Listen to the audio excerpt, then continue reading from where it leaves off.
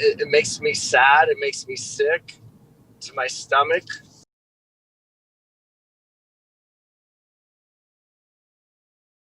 And now it's even worse because it's Thanksgiving and Christmas time. The truth of the matter is, for Tag Restaurant Group, we will probably close a few restaurants for good. Chef Troy Gard joins us right now, Tag Restaurant Group, and always value your opinion. Chef, just reactions. First of all, go ahead. React to yesterday's press conference. I don't even know how to react, honestly. Jay and Greg and Chris is, someone I look up to as well in the business, who was just on before me. And, we were put on a committee months ago, back in March, to give some feedback and thoughts to the mayor, the governor, etc. And it just doesn't seem like they listen. It's like, we're just there kind of as puppets. And, this stuff is very, very, it's like I said, I'm at a loss for words right now because I've already gone through it once and now I have to do it again. And now it's even worse because it's Thanksgiving and Christmas time. And what is everyone going to do through the holidays? It makes me sad. It makes me sick to my stomach. And just like Chris said, I'm making a list right now of who I have to furlough.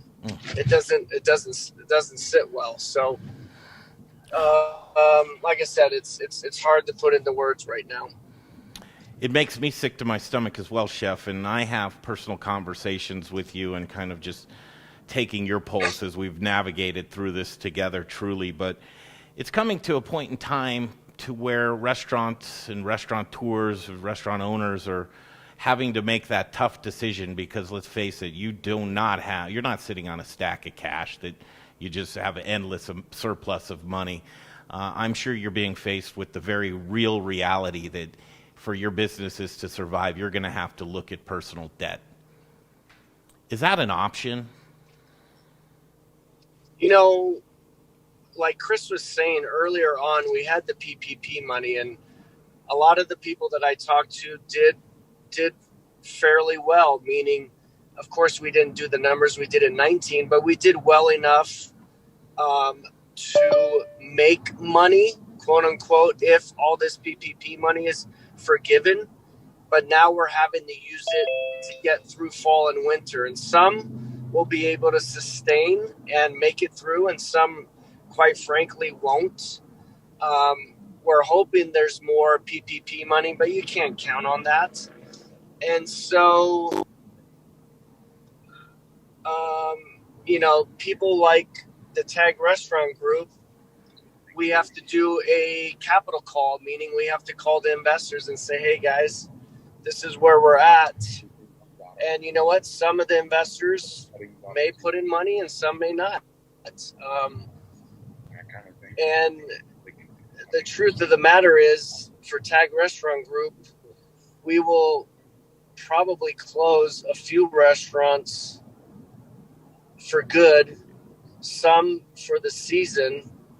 And we know that we're also going to take a pretty big hit. We're talking like $100,000 losses per month.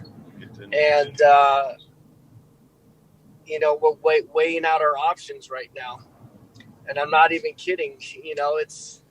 It's mind blowing that last year we had 620 employees. Right now we have 200, and maybe by next week we'll have 25.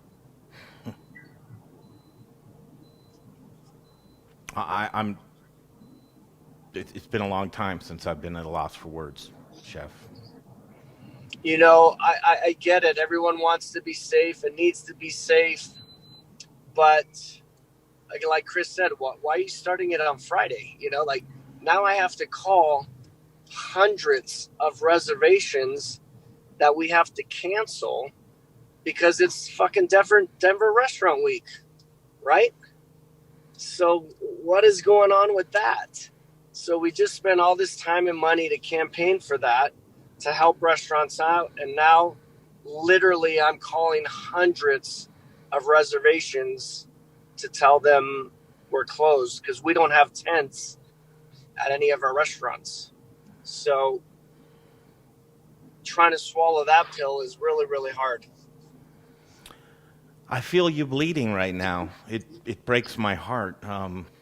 You're the steward of so many folks, industry people that look up to you and employees that count on you, and really just that helpless feeling of not having the answers right now just must be devastating to you as you navigate into this next left-hand turn that's been taken. What is next? You mentioned maybe the attrition of a couple of your restaurants. Is that something that you can share with us here on the show today? No, because it has to do with leases and lawyers and landlords and all that kind of fun stuff. So, but it's something that is unfortunately very real. And again, it's mind blowing. Like I said, to see what we did in 19 and see what we're doing in 2020. And if you're a gambler, I don't know how you kind of keep going on this, right? There's no, I don't see an end in sight. Everyone tells me there's a vaccine and it's 90% or 95% this and a new president that, and but when is that? Do we know? January, March, June, November next year? Nobody knows. No. So. And the goalposts keep moving. And they do. That's the hardest thing when you don't have, you can have your game plan, but like you said, it changes every day and every week. And I thought the governor's speech yesterday was kind of lousy. Like, why did you wait 40 minutes to tell us about the lockdown instead of telling us right away? You know what I mean? Mm-hmm. Like, let's get to the point, guys. We're all in this together, and information needs to be told right away, not sugar-coated, not hidden. And I'm not even kidding. Today I'm opening the Colorado Mills Mall because I've been planning this for a month.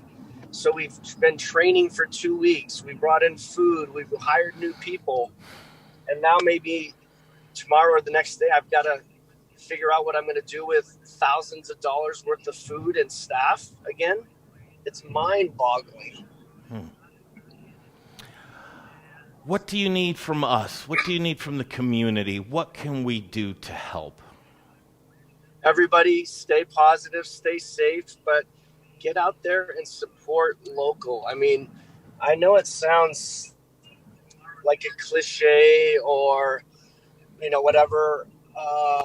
Everybody needs us. Last night we went online and we looked who's open, who can we help out, and we went and helped out a restaurant last night. We try to do that at least once a week as a family and get takeout. And I think it's very important to help everybody out. Even the chains need help, but think of your local people, independent restaurants, retailers, everybody first. That's what I would say.